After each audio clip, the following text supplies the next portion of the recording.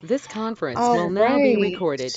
Let me go ahead and make sure that all my technology is good to go.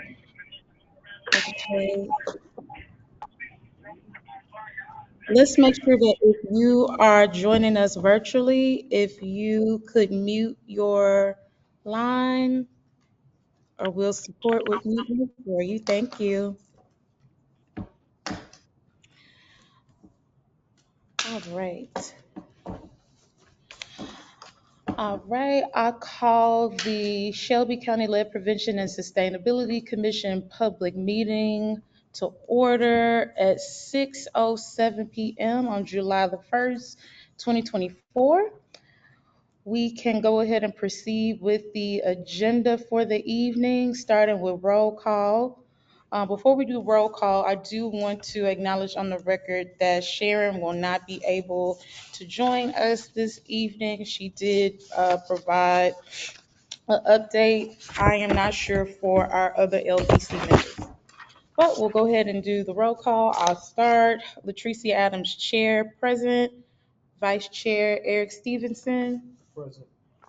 Secretary Matthew Woods. Present. All right, awesome. All right, we currently do not have quorum. So as we navigate through tonight's agenda, anything that requires a vote, we won't be able to take it to a vote. However, we're free to engage in discussion. So with that, we can go to the second agenda item, which is public comment. Before I request anyone that is joining us virtually, if they have public comment, we do have two items that we received in writing. But I can actually come back to those after we assess if we have anyone from the general public that wishes to provide comment.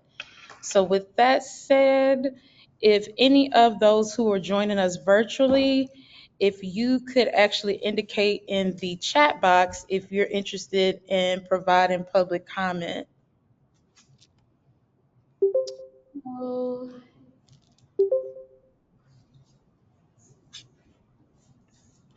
again, if you are just joining us virtually, we are now on agenda item 2, which is public comment.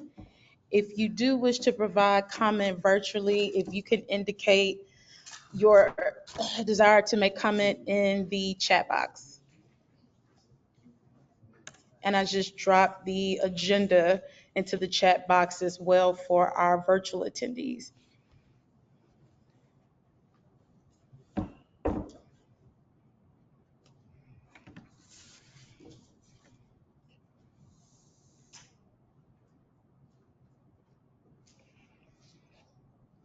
All right, do we have anyone that is in person that wishes to make public comment?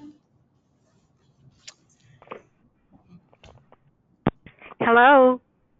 Yes, ma'am. Hello? Yes, can you hear us? I got, yes, I hear you. I got people calling in trying to get on the conference. Oh, Okay, brother. Could you hold for a minute? I tell you. sure. Could you hold just for a moment? Yes, ma'am. Okay.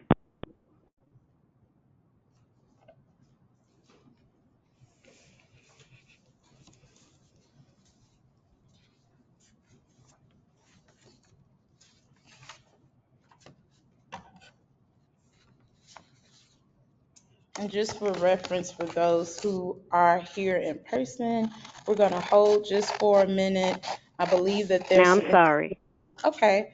I believe there's some individuals who would like to make public comment that are trying to join.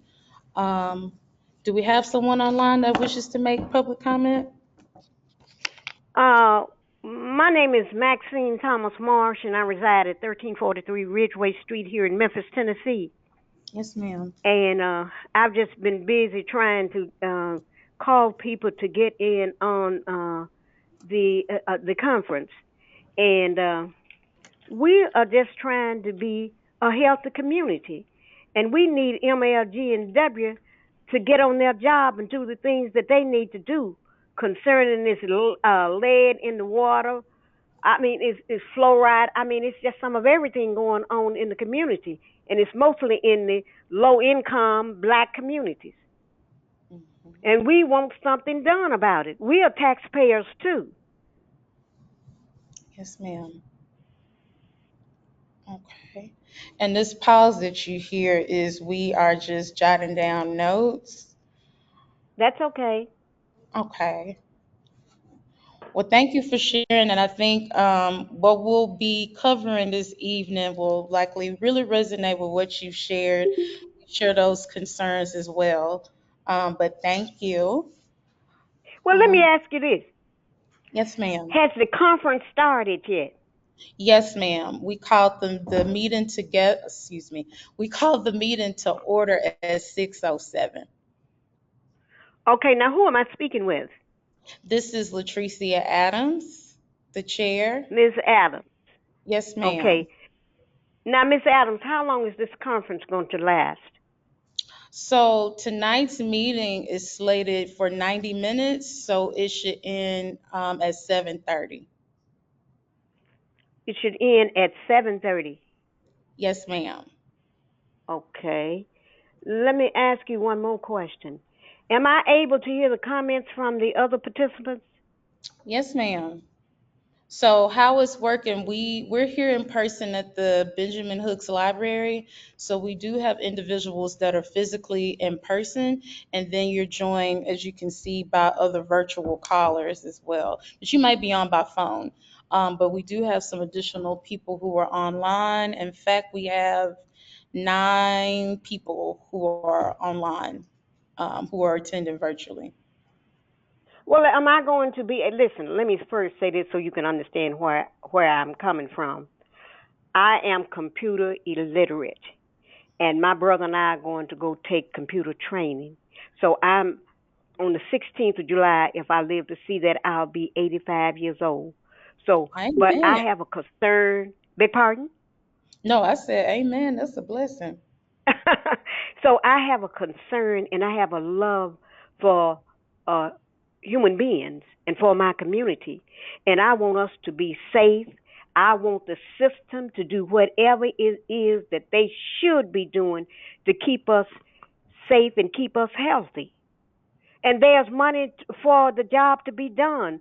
So I want to know what in the world is the problem?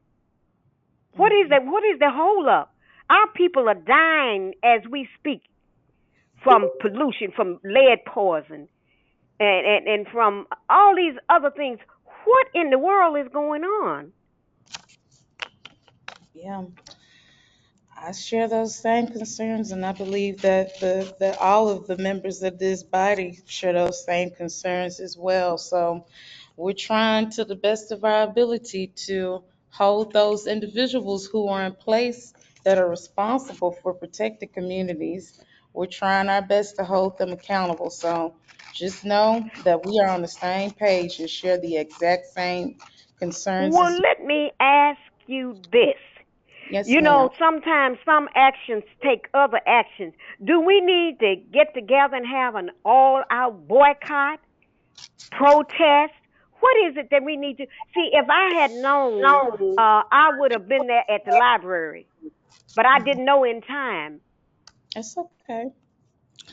Yeah, so I think what we can do, we can follow up with you offline to discuss what strategies we can support um, to make this more of a priority to our folks over there at MLGW. But happy to get your number because we do have to move forward with the agenda. Okay, We want to make sure that we going acknowledge to be one holding another. y'all up any longer. But Yeah. listen, let me ask you this one question. You're here in Memphis, right? Yes, ma'am. Can I have your number? I mean, a number where I can you can be reached. Yes, ma'am. You're on I'm the phone. ready. Okay. It's 901 Mhm. 289 Okay. 4625. Okay, I got 901-289-4625. Yes, ma'am. And that's When is the Latricia. best time to call you? Um, anytime typically after 10 o'clock.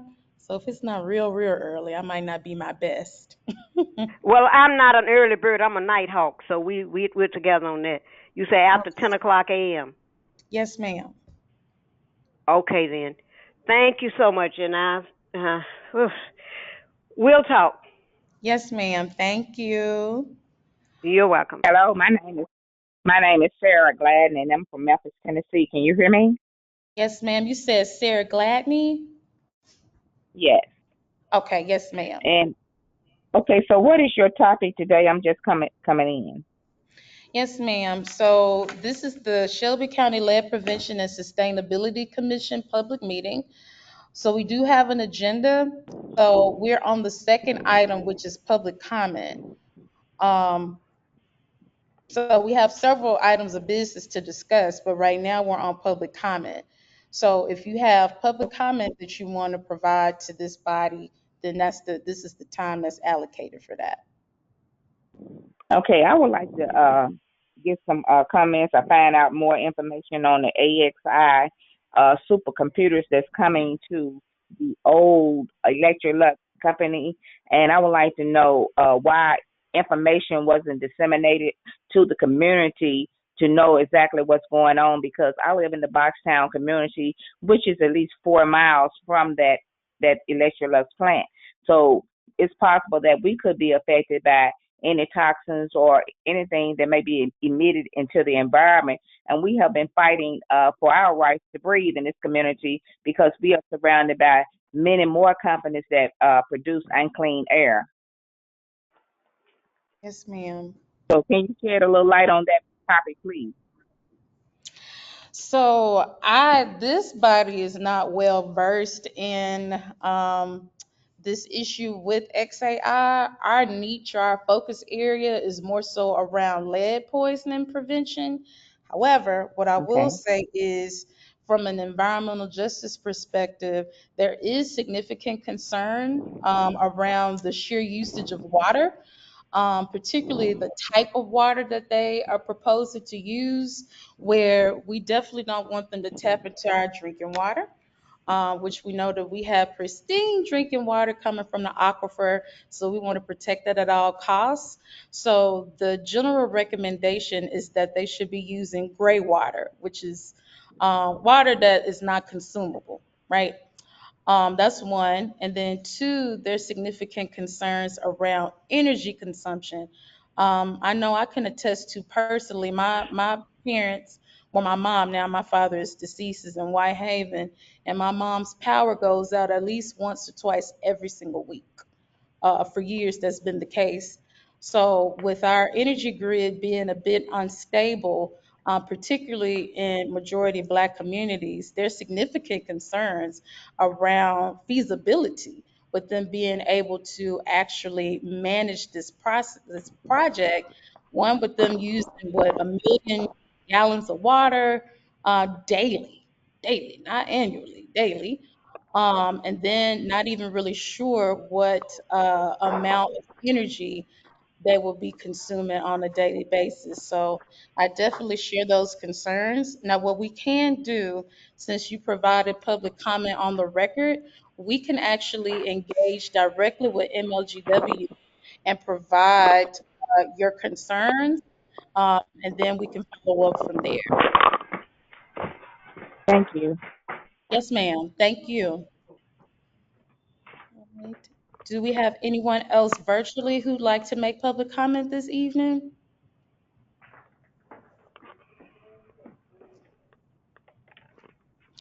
Oh, one moment. We have someone virtually that has a comment. Yes, ma'am.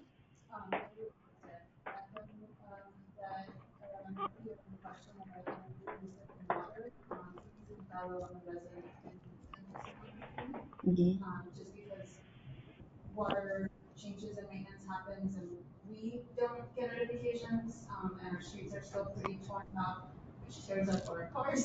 Mm.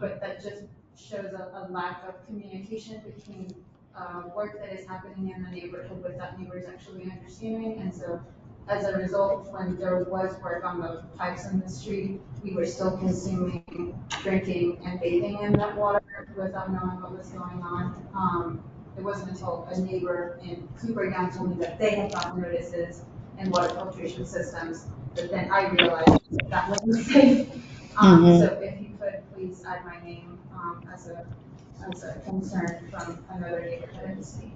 Okay. And just for those who are online that may not have been able to hear, is it pronounced Iris or Iris? Iris? Okay. We have Miss Iris Mercado, who is a Binghamton resident, who stated that there is a significant lack of communication from MLGW around work that they're doing in the community. So, for example, it appears in the community that they are doing some pipe work. We can assume that it may be lead service line replacement, but it hasn't been clearly communicated. So we really don't know what they're doing. So that's a point of concern that we're happy to raise to MLGW, as that seems to be a pattern with there being limited or lack of communication with customers about what's taking place um, with some of the work that they are performing in respective communities throughout the city. Right, right. Do we have anyone else that is here virtually that would like to provide public comment? I'm still on the line. This is Miss Maxine Thomas Marsh. Yes, ma'am. And I want to know, when are we going to get a strong plan of action? Because, we can be talking this time next year about this same problem. When are we going to get a plan of action concerning MLG and W? Are we going to do that, or are we just going to continue to just have meeting after meeting? Yeah, so I mean, we're on the county side, so we want to be able to push as far as we can, but unfortunately, we were affirmed and appointed on the county side. So a lot of that leverage lives with the city. What I will say is MLGW attempted to do some community engagement a couple of months ago where they were going to different parts of the city where they were essentially trying to get feedback on their plan, their comprehensive plan. For some reason, they stopped doing the engagement, doing the meetings. The rationale, I'm not sure, but I echo that. What I can say from our end, from the Shelby County Lead Prevention and Sustainability Commission, we have pressed really hard for MLGW to make some strides with public transparency around lead service line replacement. One, it started with them admitting that there are a significant amount of lead service lines. It took about, what, 3 years or more for them to admit that there were lead service lines. And then the next step is for them to actually do full service line replacement, meaning that they're doing replacements on the public side and on the private side. We know that it's very expensive. So another part of the advocacy from this body is to ensure that MLGW is applying for and requesting all funding accessibility that they have access to. They need to fully exhaust all measures to get all the funding to actually do the full service line replacement. And then the other part of that is a huge concern with us is communication. So right now with MLGW, the onus, unfortunately, is on the customer to know that you should go to their database to type your address in to determine whether or not you have a lead service line. But we know that that's not reasonable and that's not accessible for everyone. So another push that we're trying to get MLGW to do, just like you send people a bill every month, Hmm. there should be Yes. no hindrance with you communicating to residents if they have lead service lines. So I 100% agree with you. Just meeting to talk is not going to cut it. We are in absolute alignment that we're trying to move forward to see action. But in full transparency, it has taken years for us to even get to this point. I will also refer you to, if it's posted, At the last MLGW board meeting, there was a significant update on the progress with lead service line replacement. And then also at what month are we in? So we're in July today. So also in June, if you go back to the last city council meeting, there was also an update on service line replacement as well. So our key and our focus, we're trying, but I completely understand where those concerns are. What Okay, what is the interruption? You're cutting in and out. What's wrong? so there are several people who are not on mute. I'm trying to mute them now. If you're joining virtually, if you could please mute your line.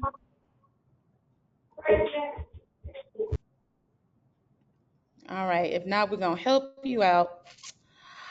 All right, we are going to actually move forward with the agenda. We're going to go to item 3. I want to outline again that we actually do not have quorum, so we can't vote to approve the minutes. You can acknowledge them at your leisure.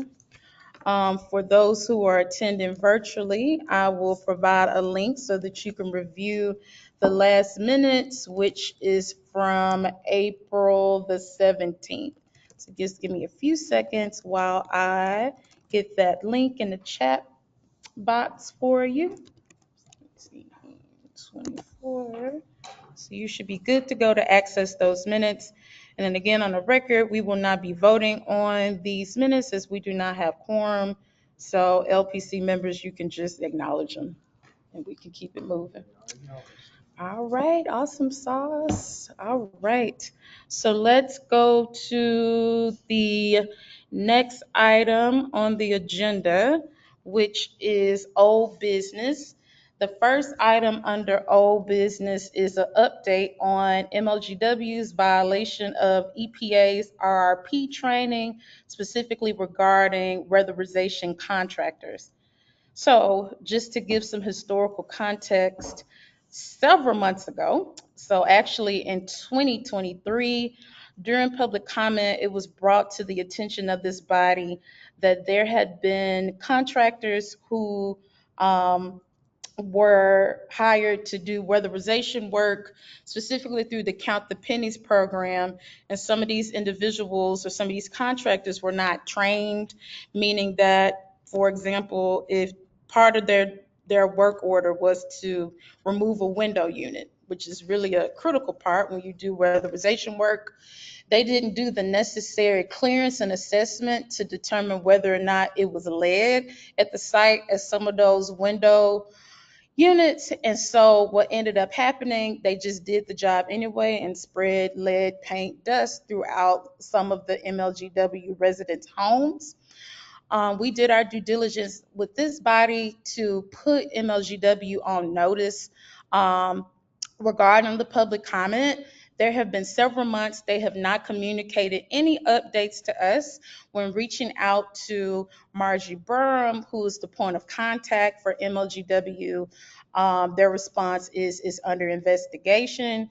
Our concern with this body is, one, you need to make sure that people are trained, but even beyond that, what due diligence has been implemented to ensure that those people who may have been exposed, one, that is reconciled, meaning that if it is lead paint dust that these contractors have spread all throughout their homes, that the appropriate lead hazard work is done appropriately. And then two, what are the public health implications for those individuals that may have been exposed as well? So as of July the 1st, 2024, we have no updates from Memphis Light Gas and Water. And what I will say without any qualms is that should individuals want to seek legal counsel in response to this negligence, then I will support that. We're still going to maintain and hold them accountable. The county attorney that's assigned to this body is on notice as well as some of the other members of the county attorney team for Shelby County. So unfortunately, there still is no update that came directly from MLGW. However, through a vetted source, said individual, Ms. Burm, did reach out to the contractors and admitted that they were not all trained and offered some training courses that they could sign up for. Ms. Burm still never responded to my county email with any updates. So we still can't count that as them doing their due diligence to be responsive to the general public and most importantly to MLGW customers. So that's the update there. Was there any other comments or questions from other LPC members? No, not at this point. Okay. All right. You good, Matthew? Okay. All right. Moving to item B under old business. So update regarding progress with MLGW's lead service line replacement. So I'm actually going to pull something up so I can make sure that I'm covering everything. So it's not all bad. There are some things that are in play. Give me 1 second while I pull this up. All right. So with the lead service line replacement, so in December of 2023, we issued out a list of recommendations slash demands from several community-based organizations. They were largely environmental organizations. We had some reproductive health organizations that also signed on to this joint letter with recommendations surrounding the lead service line replacement plan or lack thereof. So here are some updates based on those specific recommendations. All right, so one of the recommendations is for MLGW to develop a community-led service line replacement community advisory. There has been absolute radio silence. So it hasn't been made clear if an advisory will be established. However, there was a request to meet with President McGowan, as well as his other staff that specifically works with water and specifically with lead service line replacement. However, there was still no response in that meeting regarding the establishment of a community advisory. So that is unknown. We still don't know. There's been no response to that. The other recommendation was to conduct a 10-year lead service line replacement cost analysis and to ask for local, state, and federal funding. So maybe a couple of years ago, under the tenure of the former MLGW president, JT Young, we learned that MLGW had previously, under previous leadership, had not applied for any funding for lead service line replacement since the 90s. So one step forward is for them to ask for funding. We know that in December of 2023, when the MLGW budget was approved, they did not specifically request money earmarked for lead service line replacement, which is problematic. However, since then, we know that MLGW has applied for state funding through the Tennessee Department of Environment and Conservation, specifically for a lead inventory grant. Those funds would support MLGW with updating their lead service map. Their lead service line inventory map currently only tells you what exists on the public side. It does not tell you if you have a lead service line on the residential side, meaning the side that's on the house. So part of that update hopefully, will take place with those funds. Additionally, if you were to go and explore the lead service line inventory map, you see a significant amount of unknowns. So it's three different colors that you see if you go into the map. You see gray, you see green, and you see yellow. So green means that you're good, that there's no lead on the public side. You still don't know if it's lead on the private side. Gray means the lead is present. Yellow means unknown. They don't know. So part of that work is to identify what the unknowns are, if it's lead or it's not lead. What we tell people is if you see yellow for your residents, just assume that it's lead just to be on the safe side. So they did the grant application for the lead service line inventory. They also requested state revolving funds for lead service line replacement, which is applaudable because they had not requested in the history of MLGW had not requested state revolving funding specifically for lead service line replacement. But it looks like we might have to push back on the state.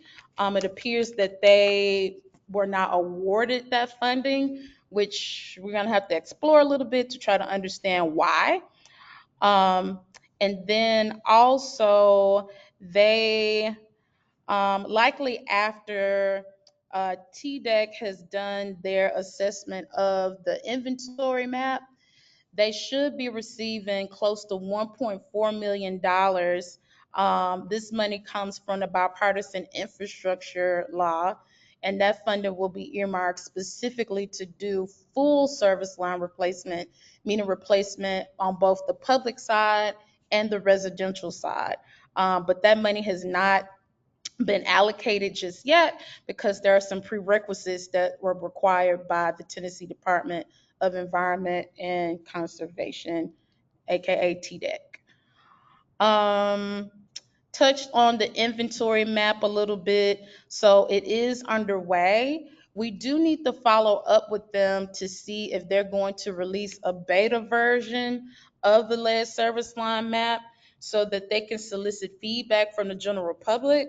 So that's a follow-up item that we can do. Um, we're not sure. We do know that they have a hard deadline of October, but it would behoove them to actually show residents and customers what the map looks like to solicit feedback because it's going to be residents and customers that'll be using that map the most.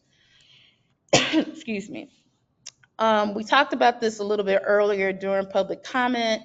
So we also recommended that MLGW immediately informs all of their customers who currently have lead service lines.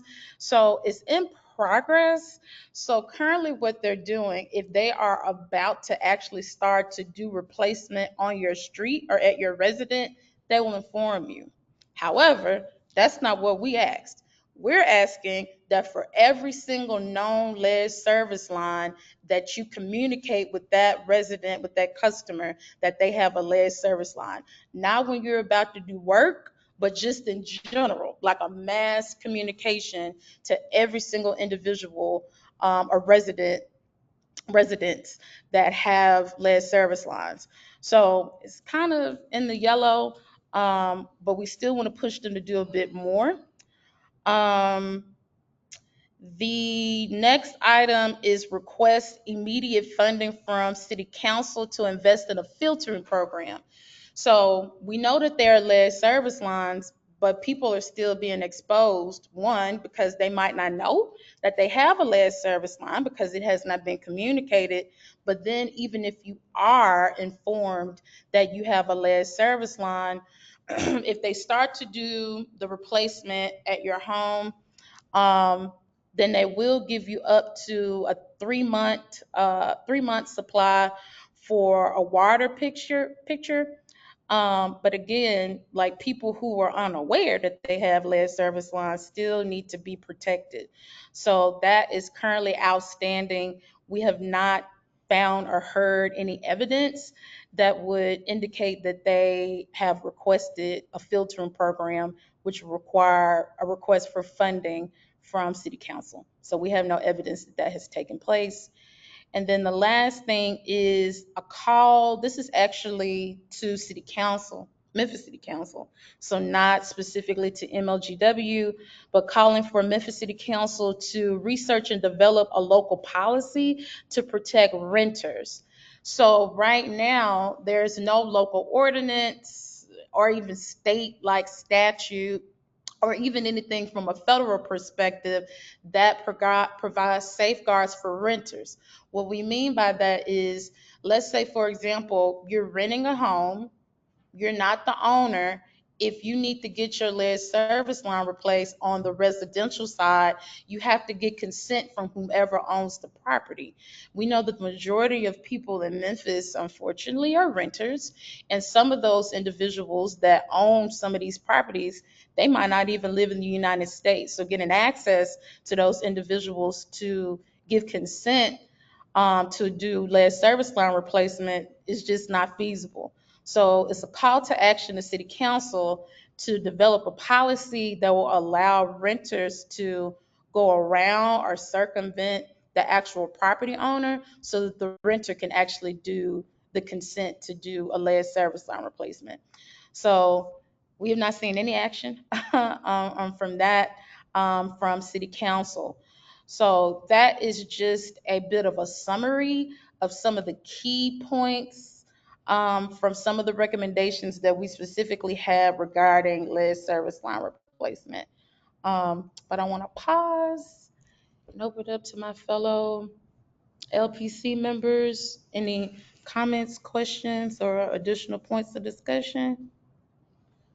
Um, my only point of, I guess, suggestion in that regard, if there is going to be a policy that's developed, it would be my suggestion to anybody that wants to do it, I mean, that wants to approach it, is to approach your individual council member uh, and ask them to appropriate it specifically from their budget.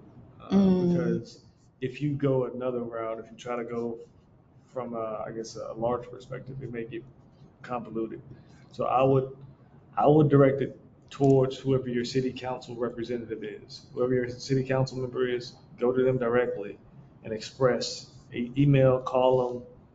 If they've got office hours, go to the office and express specifically the challenges and issues you're having or facing, or your thoughts about the lead prevention's support financially, because they do have some dollars that are allocated at discretionary funds. So, mhm. but those discretionary funds do run out. Today is the first day of the fiscal year. Oh, So, yep, July 1st. Yep. July, so today is the day to go do that. So tomorrow I would tell them, hey, I want you to allocate some money towards that because funds are limited, and so they will be depleted early. So that's my suggestion or addition to that. I think that's a good idea. And then I also thought about in the letter that they give to people when they're about to do lead service line replacements, they put in the letter like, we just gonna do the public side, you're on your own. You're Right. on your own on the private side. So I think that that is really valuable for those impacted community members to just say, I can't afford this. Because at minimum, it's gonna be close to $10,000 to do that replacement on the private side. People don't have that. So I think that that's a good next step. And I mean, even with this body, that's something that we could also do is just address respective council members directly. Um, okay. Oh, good. Thank you. Okay. Well, thank you. Thank you. All right, if there's no further discussion on agenda item B under old business, we can go to agenda item C, which is the discussion and update. All right, so preparing for the 2025 state legislative session. So to give context to those who are joining us this evening, there was a bill that was introduced in February of this year by State Senator London Lamar that called for a statewide universal blood lead level test. The way that the bill was written is a bit similar to what the requirements are for children that are entering kindergarten with immunizations. So the bill called for those children who are entering kindergarten for the first time, that part of their prerequisite would be to get lead, like a lead, I was going to say lead service line, just kidding, to get a blood lead level test. Seems pretty easy peasy. We have a bill that's been enacted since 2019 that calls for mandatory testing for lead in school drinking water. And that's all well and good, but if you don't address the public health aspect of it, then I mean, it's truly not environmental justice. Unfortunately, but not surprisingly, the bill failed in committee. However, it didn't get all no's. So there was some bipartisan interest in the bill. There was a fiscal note that was added on to the bill that was an error. The fiscal note that was added put, I think, like at least like a 20 $25 million price tag on this bill, which absolutely makes no sense. The costs associated with implementing this bill, actually the burden would be back on each respective like municipality or city. However, it wouldn't be any different than the bill that currently exists for mandatory testing for lead in school drinking water. So districts have to pay for that. I know, for example, here in Memphis, when they first did the testing in 2019, the mayor called for everybody that was impacted, every child, regardless of age, to have accessibility to testing. So we know that it's possible. But nevertheless, Senator Lamar is still very invested in the bill and feels confident that should it be introduced in the next legislative session, because it starts over for their 2 year mark. So they'll have 2 years to actually get it passed. Um, there was also a part of the bill, it was robust because why not? We knew it was going to fail.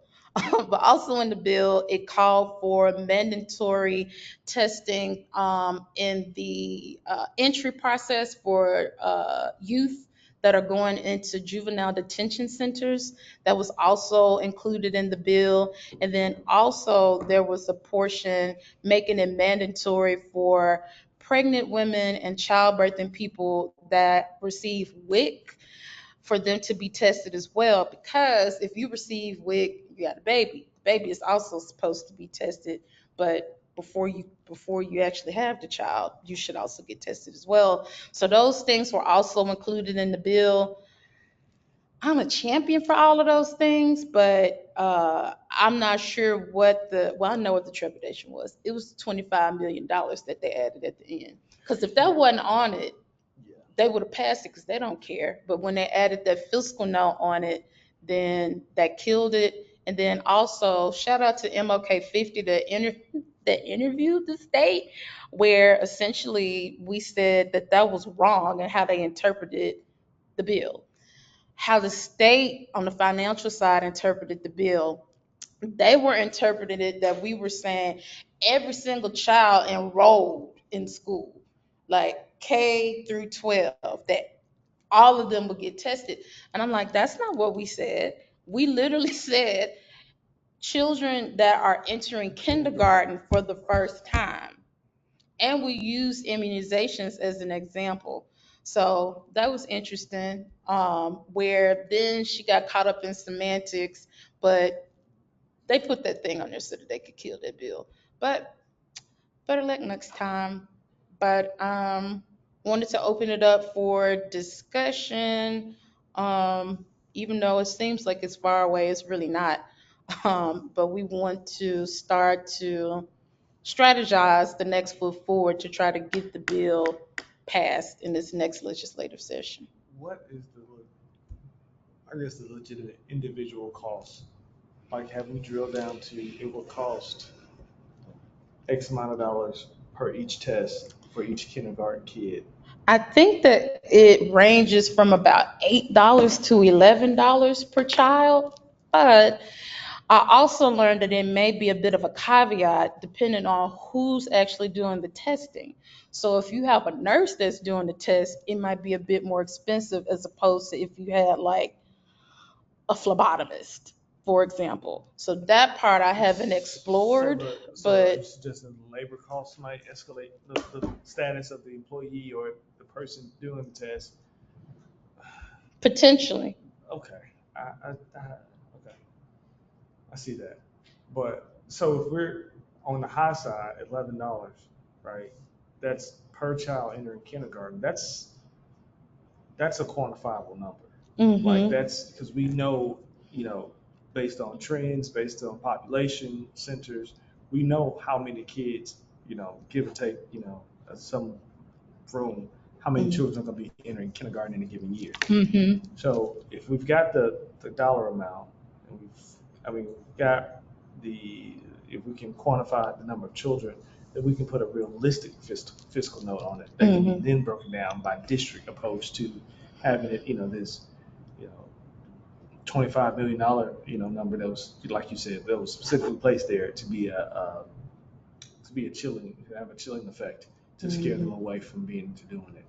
Uh, so I would say that's my suggestion, is that we quantify it, or we distill it down to a digestible number, and so then we can say this is what it's going to cost per child. This is how many children are going to be in this district at this given time. And now we know that we have a relatively firm number of $150,000. Mm-hmm. In, I don't know, that's it's going to be more than that. 5.5 million opposed to 25 million or whatever, right? Mm-hmm.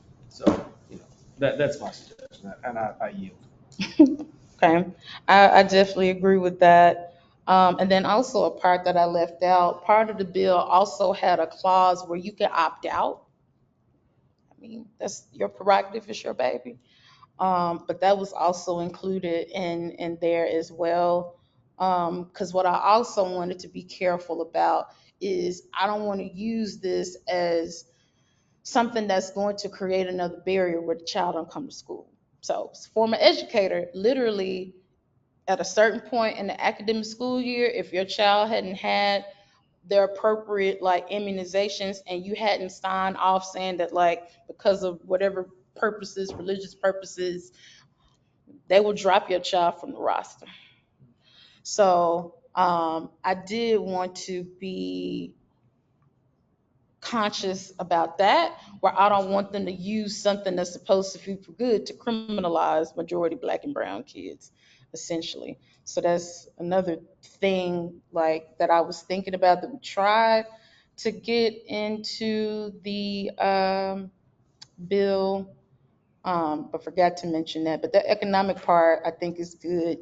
Um, we also wanted to do some research, and we might have to actually touch base with our good mayor, Lee Harris, to understand how was he able to get that bill passed for mandatory testing and for lead in school drinking water. It was bipartisan, but we did notice it didn't have a fiscal note. So on one, I did challenge Senator Lamar's legislative staff to see if they have capacity to do some research to see what strategies did he use to get that passed. I do know that one of the co-sponsors for that particular bill, that was on the House side, is a physician, is a medical physician. So even with the votes that were positive with this bill, I know at least one of them has a background like in public health, which is good. Um, that's a good point. Any other suggestions for this? Madam President, we have until 2025 to get this passed. So we actually will have until 2026 to get it passed. Yeah, so I just put 2025 because that'll be the beginning of the next legislative session. But you have until 2026 to get it passed. And you can introduce it again, if you want to in the next session, but you got 2 years to try to get it passed. Um, all right, any other thoughts or points of discussion on that agenda item? No. Okay. I feel optimistic because it really was a shame. And there was a bunch of doctors in there when we had to testify that day from NTSU. So it was like shameful. So people were like, y'all really just said that y'all don't want to. And that was the same day that they killed London's bill on child health care, on the healthcare expansion. So it was back to back. So you killed that bill and then you killed the bill in committee. So it didn't even make it to the floor. Ooh, child. It's not very pro-life now, is it? Listen. Mm, um, okay. Let's go ahead and move to agenda item D under old business. Discuss and revisit the county call for a pollution reduction plan. So, one positive update is the county, well, I guess it's county city, are currently working through their greenhouse gas reduction planning, which pretty much is aligns with pollution reduction because it's calling for a reduction in CO2 emissions. So the overuse of fossil fuels. We know in Memphis we don't have like the most stable public transportation, so we're super dependent on vehicles, or like just like small, light duty vehicles. So that is one positive aspect around the county doing their due diligence with doing two things: trying to reduce CO2 emissions, but then also addressing climate change. Um, but what is missing that I still think needs some significant investment is around lead, particularly lead in housing. So I know on the city side, they have a wait list for the lead abatement or lead hazard reduction program. Are y'all kind of close? It's regarding what? With a wait list. Are No, y'all good? we're open. Okay, so the county is Yeah, good. we're taking clients all the time. Post City. Okay. But I do think that there should be more attentiveness to lead, not just lead like in like with lead-based paint, but then also figuring out what could be done to address fixtures inside of the home. So we talked significantly about lead service line replacement, but if you live in an old home and you haven't had it modernized, chances are you might have old plumbing as well. So you can get a whole lead service line replaced, but if you have lead leaching at the source, I mean, you still are being exposed. That and then also soil is a huge issue as well. But then even beyond lead, we have a huge issue around air quality. Ooh, Jesus. I just don't see like a plan around air pollution and reducing air pollution. Every year, when the American Lung Association does their like report card, Memphis gets either a D or a F every single year.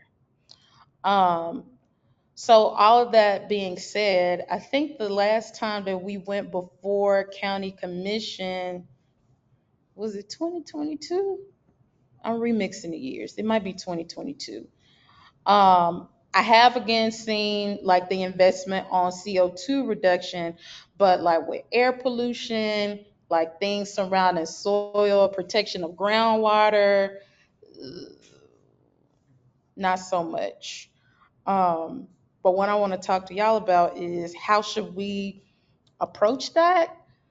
We could go through county commission, meaning that they would have to draft up some type of like resolution, or the alternative is trying to establish something through the agency, which in this case, if we're talking about air, it would be the health department.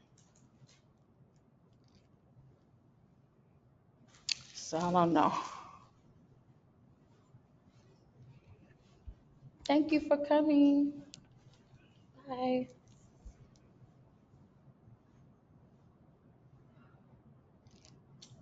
Uh, I guess we, do you want to repose the question? Sure. So with revisiting a pollution reduction plan, Mhm. should we be engaging with county commission to try to get them to essentially make something like mandatory for the agency to do through a resolution? Or should we try an angle to try to engage and collaborate with agencies? So to give you context, the health department, from a regulatory perspective, are responsible for air. They give out air permits. They also have a role with groundwater. So with like attending groundwater board meetings, but all these various projects with industry has a lot of implications for groundwater. So the question is, from a strategy perspective, do we tap county commission? Do we try to collaborate with agencies? So I would err on the side of agencies. The reason being is I don't know, I hadn't identified a clear and dedicated champion for environmental justice on the county side. If there is one, I'm not aware. Again, there are there are some people who are allies Brittany over is there. one, Yeah, Commissioner Thornton. right, who's allies, Yeah, that's but just one person. yeah, you're right. So that's one person that is really vested, and I know her. Well, I want to speak for her or project, but I don't know if that is. If I'm thinking of the center, I don't know how well in the center it is. I know it can fall into the advocacy for people and homelessness and economic equity, which is something that she's advocated for, which it Hmm. all goes and it all aligns. But I don't know her capacity to take on an additional mantle that will Hmm. maybe hope, well, possibly, and I mean this in the best way possible, hopefully not dilute what she's already doing, right? Hmm. So I say all that to say that I don't know that on the county side there's someone who really has the time, focus, and gravitas to champion this and push it through. Um, Mine is that on the county side and the county commissioners, I would focus on advocacy groups because I feel like that might be a more you got the personnel that should be able to facilitate it. Okay. And that tracks. I even think there's a significant amount of work that like Director John Zena's team has done, like with everything with greenhouse gas reduction, but then also even they have a robust climate plan. I keep messing up the name of that plan, but it's extremely robust. Like it's very detailed. But the part that I think has an area of growth is environmental justice. Yes, reduce the CO2, but where are the public health indicators? So great that we are reducing things, but what's the What's the impact on outcomes? humans? So I think that I agree to establish rapport and work collaboratively with agencies. Now with the health department, I don't know.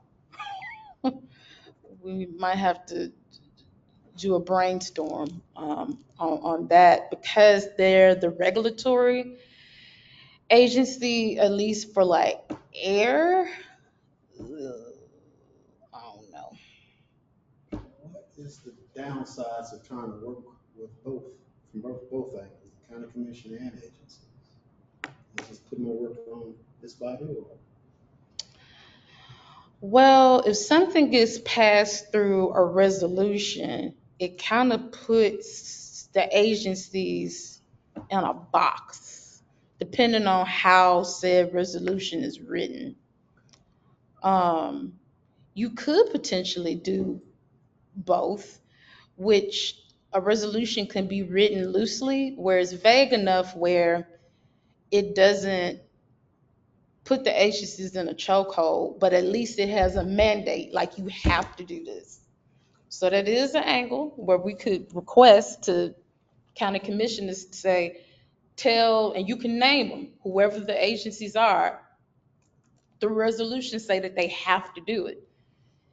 You don't necessarily have to say how they do it, but they would have to do it if you did it through a resolution. So that is an option.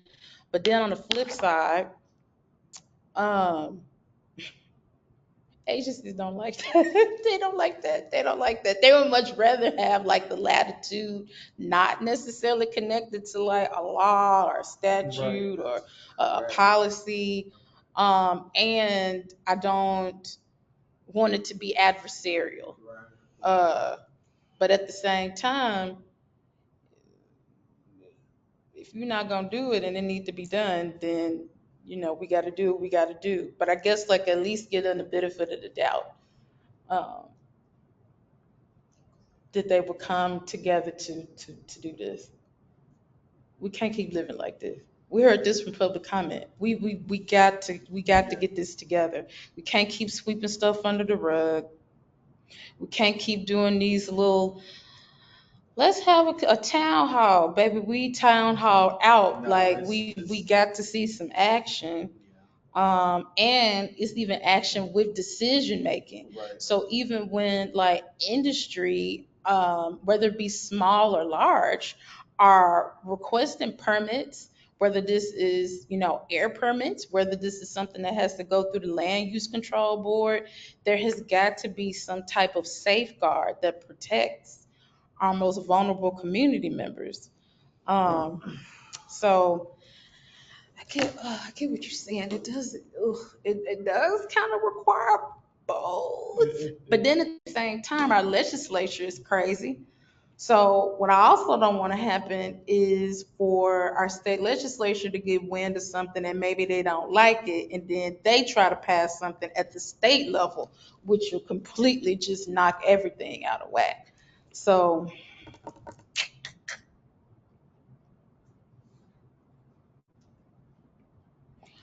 maybe let's do this. Maybe let's reach out to an agency. Let's reach out to Director Zena's team, planning and development. I've seen them do the most and see like what their thoughts are. And they may already have had started some. I don't know. Um, but maybe we should do that. Well, what y'all think? This is DPI, isn't it? Yeah, Mm-hmm. or Department of Planning and Development, yeah. Planning and, I don't know what to do about the health department. I think that's a good start. Okay. Yeah, I think we start there. You gotta start somewhere. Yeah. And then depending on, how well that could go, then maybe they can engage their agency, counterpart, Yeah. need be. Yeah, we just gotta get a foothold somewhere. Yeah. Get a foothold first, and then take it from there. Okay. Well, I'll take that as the next step. So, So anything else on this item? no, that's what I can think of. Okay. Cool beans. We're going to keep it rocking and rolling. Let's go to the next agenda item section, which is new business. So, discuss and review the LPC annual report. So, and those who are attending virtually, I will drop the link in the chat box here in just a second. Here I got QR codes because I didn't want to print this out because it was a lot of ink. Here you go. So we have the initial draft, and just give me one moment to those who are attending virtually so that I can get you access to the link as well. Just give me 1 second here. Oops. Okay. And report. Boom. There we go. All right. All right. Here is, oops, the link for those who are attending virtually to also review the draft of the annual report. So the annual report got a little bit messy because we had COVID in the middle of the annual report. So that's why you see all these years combined into one. We were fighting for our lives. But nevertheless, just to give you a bit of a summary. So the format is still the same. Tried to be consistent. How you feel? I'm like, you want another picture? It's not, I love it. Okay. It's fine. So just a bit of an overview. So in goals, there were a little bit some updates there, and this was largely in part because we revised the bylaws to be a bit more not all encompassing, but to kind of broaden our area of focus. Excuse me. So in the community driven accountability, so the engagement with parents and community stakeholders on lead stays the same, but then there's another layer in there that talks about holding local, state, and federal agencies accountable as well, which I think that we are doing, but just wanted to put pen to paper. Then for state and local legislative advocacy, really this should say federal too, because it's the EPA is in there. I can make that update. But because right now we are awaiting the Environmental Protection Agency's lead and copper rule improvements, which is supposed to roll out in October, we did a significant amount of work, even like 3 years ago, in preparation for these new rules. So now we're kind of just waiting and seeing what will be finalized. Hopefully, it'll be on time coming out in October.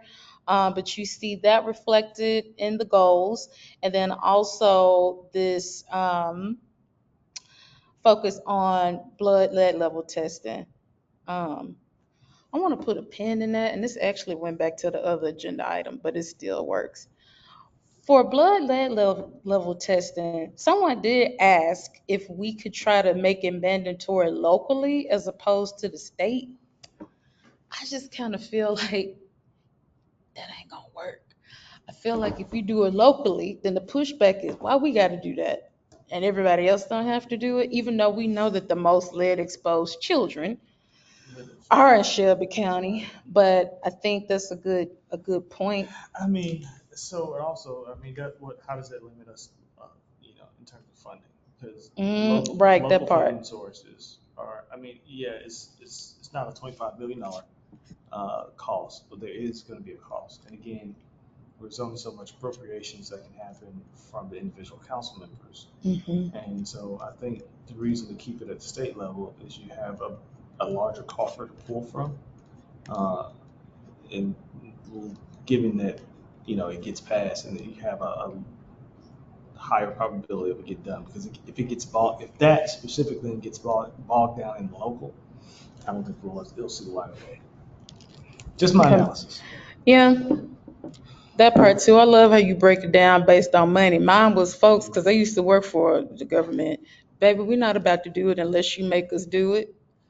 Yeah, that Hmm. part too. But Because I it's can see now these local agencies getting lobbyists to kill the bill because that has happened before. But okay, that tracks. I just wanted to check on that. I forgot to mention it earlier. no, no, valid Uh, point. yeah. Um, the investment in childhood led prevention resources. So that pretty much stayed the same, with the exception that we moved beyond just the focus on childcare facilities, daycares, and schools, but also trying to expand the reach to go beyond just children, but to focus on more all encompassing strategies to educate folks around lead poison prevention and making sure that they understand the channels of accountability with all the various stakeholders around lead. So, is this a water issue? That's MLGW. If it's a paint issue, then you can reach out to the county or the city to see if you qualify for one of the programs. Um, the other parts of the report, um, I mean, shout out to Memphis Shelby County Schools. They are the only school district that is actually making things transparent. They have definitely come a mighty long way. They even this go around with testing, they provided some like kind of it's small because it hasn't been around that long, but they provided some longitudinal data, which I thought was cool, where they're assessing like how many sources actually have uh, declined over time. So the bill is working. So kudos to Shelby County Schools. The last reiteration of testing, they did really well based on this checklist. And to give context, this checklist actually was created at a community meeting back in like 2018 with some parents. We hosted something at a school. The elementary school said it was parents, it was teachers, it was other community members. So that's where this checklist came from. And then it was also informed by EPA's 3T rule for drinking water. So just wanted to give some context there as well. So Memphis Shelby County Schools is shining above all the municipal schools. The municipal schools, once again, are not providing any type of transparency.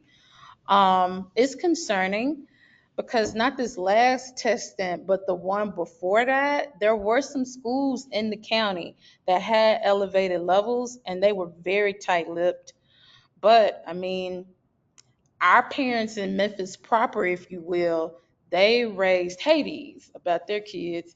So, I mean, all we could do is just voice concern. But at the end of the day, I mean, if they don't want to report it and you don't have pushback from like your folks, it is what it is. Yeah, there's no will of the people. Yeah, so now I am really, really sad about the Achievement School District because that's still Memphis proper.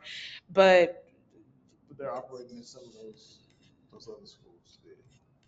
well, they're not, there's no ASD schools in the county, but there's still majority Black and Latino children that go to those schools. But that's a state, that's like run by the state. Like, how the state not being transparent?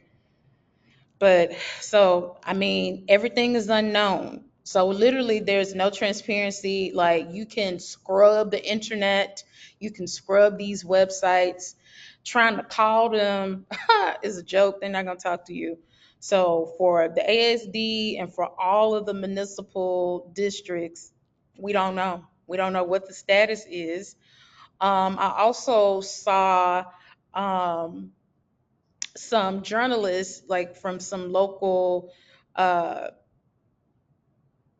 news providers where they even foiled some of the schools and they still were like nope, still tried to were able to successfully figure out a way where they didn't release their information. Now one thing, well, among several things, the bill really needs to be amended, but we don't want to touch it until we figure out what's going to happen with the new lead and copper rule.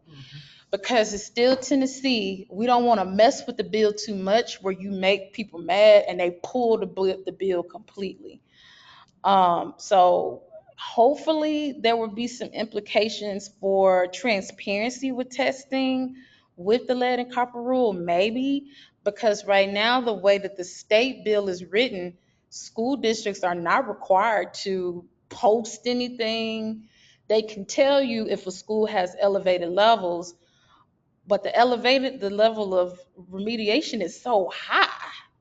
Like it's almost 20 parts per billion. So I mean that's pretty high. Um so I think like right before COVID, when at that time Representative London Lamar did introduce an amendment to add child care facilities and the lower the threshold of remediation, it got so close and it made it to the floor. Two things happened. COVID happened, and then a school district hired a lobbyist to kill the bill. So, but really, COVID just like we was trying to fight for our life. So, all of that to say, I don't have it as one of the goals for the legislative agenda for 2025 because I don't know what to anticipate with the lead and copper rule. So anyway, so that's that. Hold on, I lost my tab. Hold on, let me find it. Okay. Um, all right, so skimming through everything else, we put in some of joint or collaborative community events that we've had, and we had to go way back in time. So we have that here.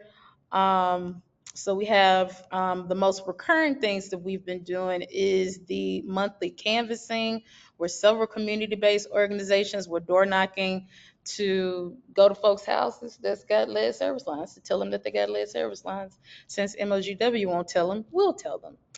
Um, so we have that outline here with some of those community partner engagement activities.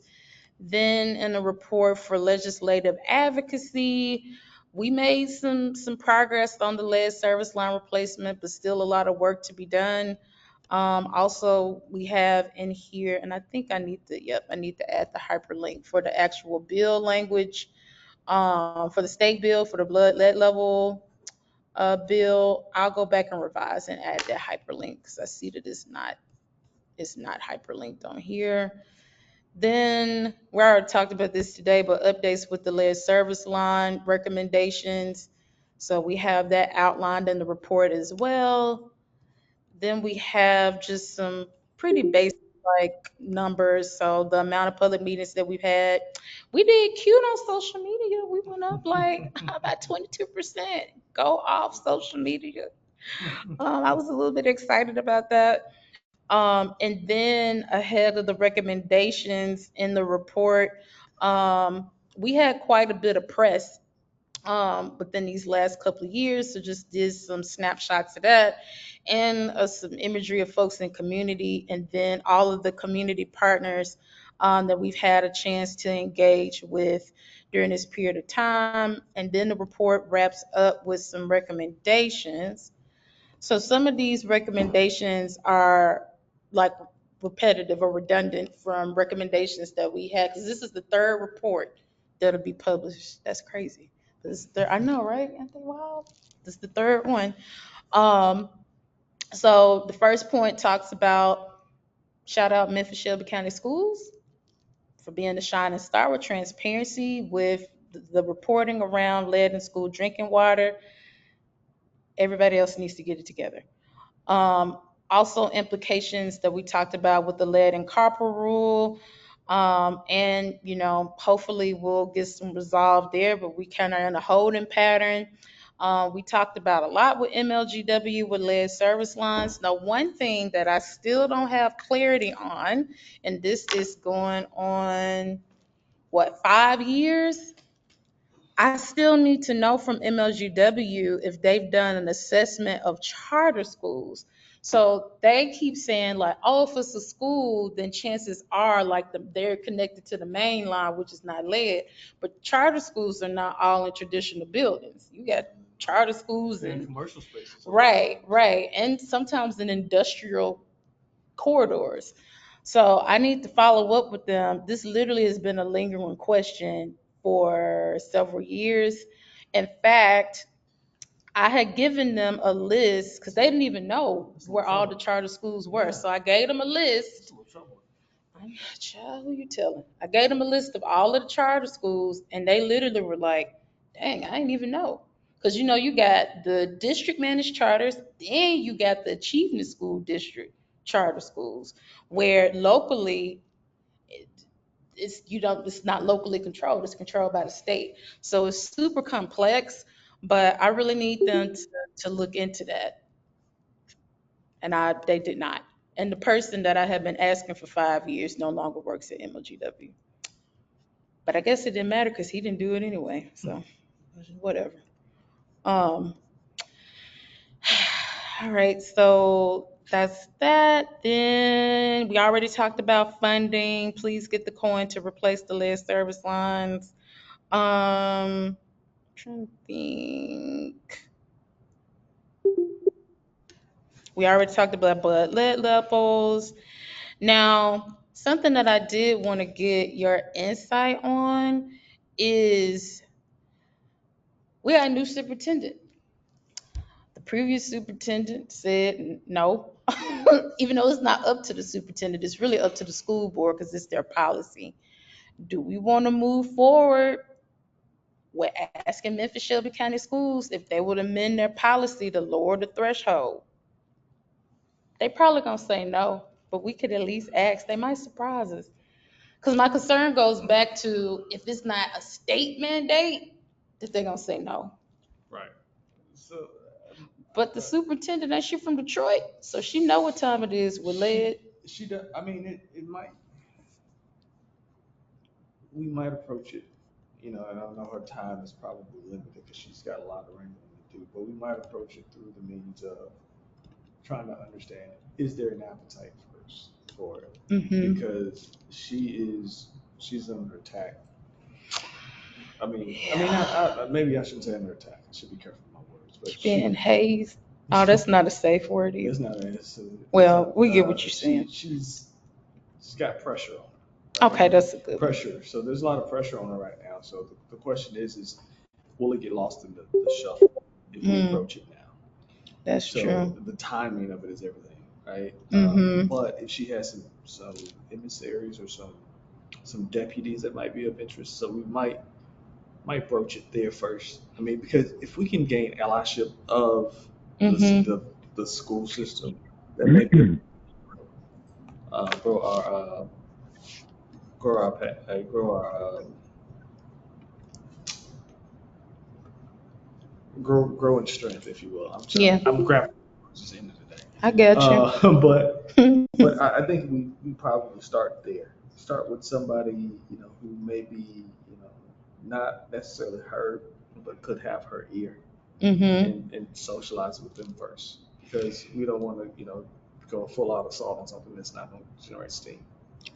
Maybe from a timing perspective, maybe we can circle back with her in the fall, early winter, because one, October we anticipate the lead and copper rule to be released, and we don't know what they're gonna Yeah. say. And then two, there's some people that are up for school board. So we don't know how that's gonna roll out because elections is what, in August for school board. So maybe, yeah, I agree. Maybe let's just wait and see what those updates are. I know for certain, we do have two allies that's on the board right now, which is board member Love and then board member Johnson, Frank Johnson. Um, that's off top. Um, so okay, and that was the last item actually on under new business. But before we move to announcements with the report, um, was it any like feedback and stuff that I need to add to the report? You could tell me later. I know that you just Yeah, looked at it yeah, today. I'd have to digest it some Yeah. more and come back and say. Okay. But Just let me know. yeah, Okay. absolutely. But I gave y'all my word. I said next meeting I was gonna No, have it. so I was let gonna me have let it. me publicly applaud you because this is not a light lift to gather this and put the report together to do the work that you do and have been doing for some time is a lot. And so I say to you, my hat's off to you. I'm not wearing Well, a hat, but thank if I you. had one, I'd take it off. Well, Because I this is appreciate not it. easy work. So I definitely appreciate it. And this might not be the most glamorous thing in the world, but it's God's work. So Ain't that it? Pretty solid It's an report in award there. in heaven. Amen. yeah. Um, well, actually, I told a story. So the last item, I'm actually going to table this. It's a discussion about lead poison prevention week. It's in October, but every year it sneaks up on us every year. What I want to do this time is similar to what they do around Healthy Housing Month, where they bring in like the county folks and the city folks, and that's what I would like to do for it to not just be something around social media, but since like lead has just really been in the spotlight like more than ever the last 2 years, um, I would like to do something that's bigger, even like if it's a summit or something, but So, it will require some significant planning. are you ever been in contact with Antoinette and Mrs. Tate? They've got something going on. For In the lead city. poison prevention month. Yes, ma'am. Oh, well then stay less. Yeah. Okay. It's gonna Mm-hmm. be pretty significant, I believe. Okay. Because I'm like, I would like for the mayors to be involved and just everybody I just don't know come if that's together what better. was amazing, but it seems pretty significant. So maybe Okay. you can, Yeah, I'll follow up with them right away. Yep. Look at God. Okay. Okay. Well, last agenda item with announcements. I don't have any announcements before we close. Do y'all have any announcements? No, no, not at this time. no, just to echo what Vice President Stevens says, was solid report. Thank you. Yes, ma'am. All right. Well, the time now is 7:31. We still don't have quorum. So I call this meeting to close at 7:31 p.m. Thank you all so much. To those of you all who attended virtually that provided public comment, we'll be following up, just to do a quick recap, we'll be following up with MLGW on the XAI concern, as well as the lack of communication with working in Binghamton, and then also just the overall issue with lead service lines with Miss Maxine Thomas Marsh. All right. Thank you all so much and have a phenomenal evening. Hi.